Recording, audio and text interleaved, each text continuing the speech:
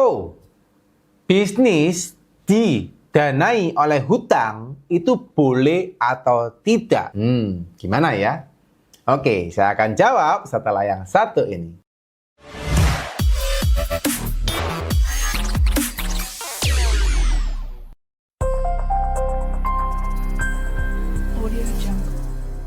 Oke teman-teman, ini satu topik yang menarik ya. Ada teman yang bertanya, apakah bisnis saya didanai oleh hutang itu boleh atau tidak? Nah, saya nggak jawab dulu teman-teman boleh atau enggaknya. Tapi saya kasih Anda teman-teman pengertian dulu ya. Pada dasarnya teman-teman, banyak perusahaan Indonesia awal muasalnya itu seringkali didanai oleh modal sendiri. Itu asal muasalnya, seringkalinya begono gitu ya. Nah, awalnya didanai oleh modal sendiri, kenapa? Karena mereka merasa akan lebih nyaman, akan lebih safe. Oke? Karena tidak pengaruh dengan hutang yang lain, tidak pengaruh dengan biaya-biaya terkait dengan hutang. Tapi berjalannya waktu, ternyata memiliki modal sendiri di zaman sekarang belum tentu ada, ya, belum tentu bisa. Maka langkah berikutnya mereka cari investor, ya. Mereka cari investor. By the way teman-teman, investor itu juga bukan sebagai modal sendiri.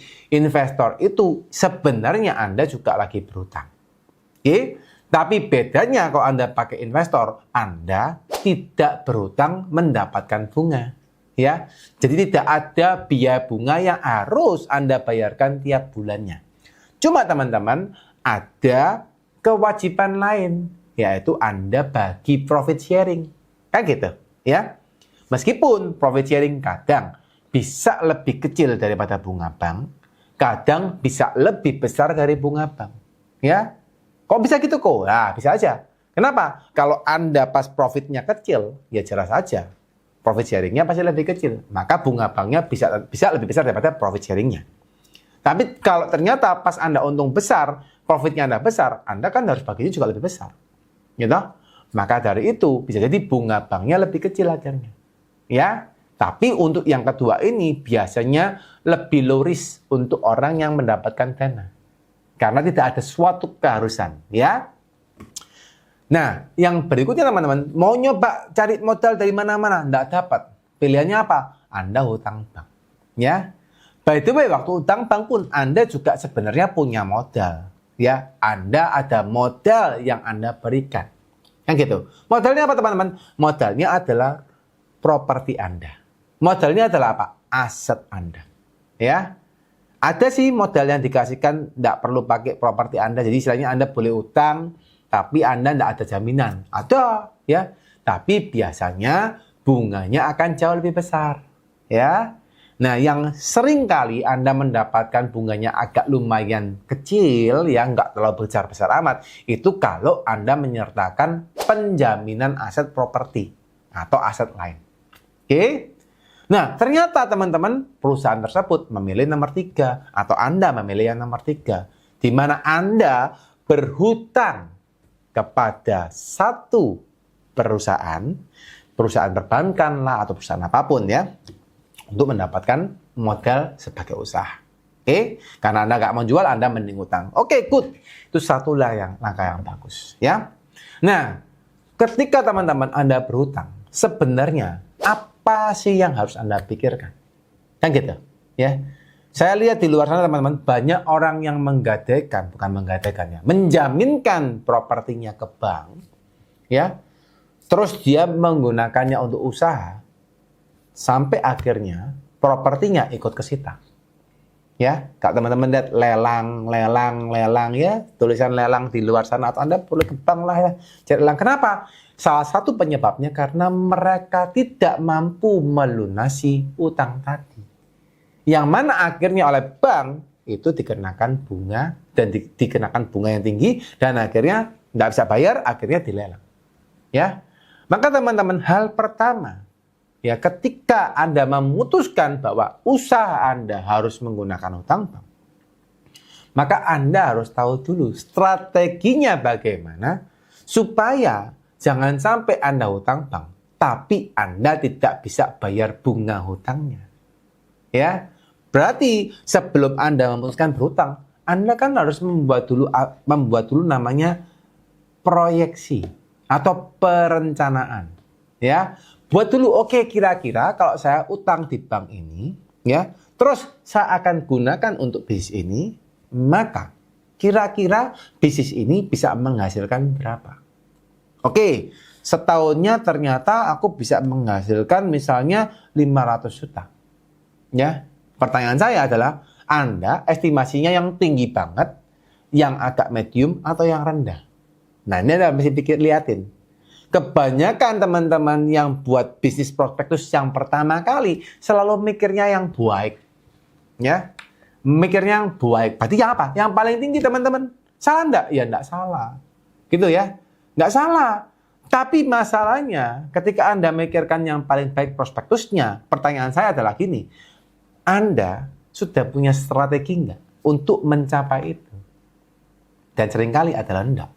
Ya. Ketika saya sering coaching ya, saya sering ngobrol, konsultasi private dengan pengusaha-pengusaha yang lagi buatin bisnis plan, saya ngomong, strateginya apa? Wah iya Pak, saya belum mikirin. Jadi angka itu cuma ditulis aja teman-teman oleh mereka. Oke, ya pokoknya ini baik nih, tinggi sekian nih gitu ya. Tapi mereka nggak mikirin strateginya gimana. Ya. Nah, maka teman-teman kalau Anda pilih yang paling baik, strateginya dulu gimana? Anda mesti lihatin, oh ternyata strateginya A, B, C, D. Masuk akal enggak? Bisa nggak di-achieve? Pernah nggak di-achieve? Kalau nggak masuk akal, nggak pernah di-achieve, Anda jangan pakai strategi yang itu. Ya. Atau bisa jadi Anda coba turunkan targetnya. Ya. Dari yang middle ke yang low. Ya. Baru Anda hitung ulang. Loh, ternyata kalau pakai yang middle, ini masih ngepres sih, cukup sih bayar bunga bank. Ya. Tapi kalau pakai yang low, sudah pasti nggak cukup. Nah, ini teman-teman harus perhatikan bahwa ketika sudah sampai yang low dan tidak cukup, berarti apakah Anda perlu melakukan hutang-hutang? Ya, bisa jadi bisnis Anda bukan yang tepat untuk Anda lakukan. Sekali lagi teman-teman, ini saya bukan untuk bermaksud untuk mematahkan semangat Anda ya. Cuma ya karena saya lihat di luar sana banyak pengusaha yang salah jalan gitu ya. Saya ngomong apa adanya gitu ya. Jadi teman-teman, toh kalau mau bisa hutang bank, bukan tidak boleh, saya dorong ya. Saya kalau ketemu pengusaha, saya tidak pernah pengen mematikan mereka. Tapi saya pengen dorong mereka lebih maju lagi. Ya, karena saya pun sebagai pengusaha, saya juga pengen bisa lebih maju. Ya, tapi harus punya hitung-hitungan yang pas. Ya, itu ya hal yang pertama. Yang kedua teman-teman, saya juga pernah nemuin di luar sana, ternyata banyak pengusaha dan yang berkoordinasi dengan pihak perbankan, misal, ternyata mereka menjaminkan aset senilai 10 miliar. Logikanya atau seringnya, 10 miliar ini akan dinilai lebih rendah untuk keluar pinjaman. Ya, 10 miliar dapatnya 7 miliar, ya, 7 miliar keluar pinjaman. Tapi ada beberapa bank tertentu, saya tidak sebut merek teman-teman ya, yang mengizinkan karena itu orang dalamnya yang melakukan. Keluarnya bukan 7 miliar, tapi keluarnya 15 miliar atau bahkan keluarnya 20 miliar. Ya, nanti dari pihak si peminjam memberikan sedikit persentase kepada orang yang meng-ACC. Ya, dari pihak perbankan tersebut. Ya. Bagi pihak peminjam sebenarnya happy banget. Kenapa? Karena dia dapat pinjaman lebih besar daripada nilai aset. Ya, cuma pertanyaannya yang sering saya tanyakan, sanggup enggak untuk Anda mencicil? Ya, nah karena Anda dapat uangnya besar langsung 20 miliar, kelihatannya sanggup, tapi enggak pernah dihitung. Waktu dihitung sebenarnya dari profit perusahaannya enggak cukup. Cukupnya apa? Karena Anda punya uang 20 miliar tadi. Kelihatannya uangnya banyak. Ketika tahu laporan keuangannya, loh ternyata profitnya aja nggak cukup. Ya, saya sering lihat. Berapa Pak angsurannya Pak? 1 miliar. Saya lihat profitnya 500 juta. Nggak mungkin cukup. Ya, saya langsung ngomong, Pak, Anda cash flow-nya bermasalah enggak? Enggak. Kenapa ada 20 miliar tadi kan? Ya, jalan setahun, 2 tahun, nggak kerasa 3 tahun, tutup.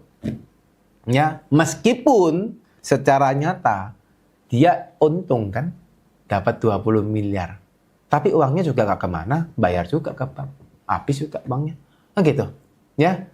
Nah, Ada sebagian pengusaha yang melakukan apa? Dapat 20 miliar hilang, benar-benar hilang, nggak bayar. Ada juga yang gitu. Tapi teman-teman saya sarankan jangan ya, jangan ikutan yang gitu ya. Kan kita lagi mau bangun bisnis yang bersih ya. Kita lagi mau bangun bisnis yang diridhoi ya. Kan gitu. Jadi jangan lakukan hal seperti itu. Kita lakukan yang baik. Nah, sekali lagi teman-teman, berutang boleh enggak? Boleh-boleh aja. Tapi Anda lihat, Anda hitung dulu, apakah utang Anda cukup atau tidak Anda biayain dari profit yang ada tiap bulan. Ya, buat teman-teman yang mungkin hari ini masih bingung, masih bimbang, ya masih nggak tahu secara detail permasalahan Anda, ya, dan Anda pengen dapat jawaban terhadap permasalahan Anda, kami punya sesi konsultasi private teman-teman, untuk teman-teman semua yang pengen bertanya ya kepada saya ataupun kepada seluruh tim kami ya. Di consulting, kami punya namanya sesi konsultasi private.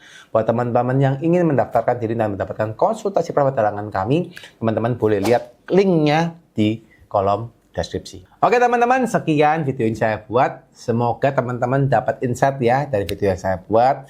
Buat teman-teman yang mungkin masih bingung dan pengen bertanya, teman-teman boleh ya chat di kolom chat. Atau teman-teman juga boleh follow saya di Instagram ya, jadi Siddhartha_official. Teman-teman DM aja, mungkin akan lebih cepat saya bisa reply ya, meskipun nggak bisa langsung, tapi biasanya ada tim admin ataupun saya juga biasanya kadang-kadang juga akan saya lihat sesekali ya, nggak setiap waktu, saya akan coba untuk reply ya. Nah terus teman-teman mungkin yang pengen untuk merasa video ini bagus dan pengen di-share sama temannya, yuk silakan subscribe dulu, kasih like, sama Anda bisa share juga ke teman-teman yang lain supaya apa? Materi ini bisa sampai ke telinga mereka dan semoga mereka bisa tercerahkan. Dan ini juga bisa berdampak buat diri mereka dan bisnisnya. Ya, sekian teman-teman. Sekali lagi, semoga teman-teman selalu sehat, diberkatin, dan selalu berbahagia. Bye-bye.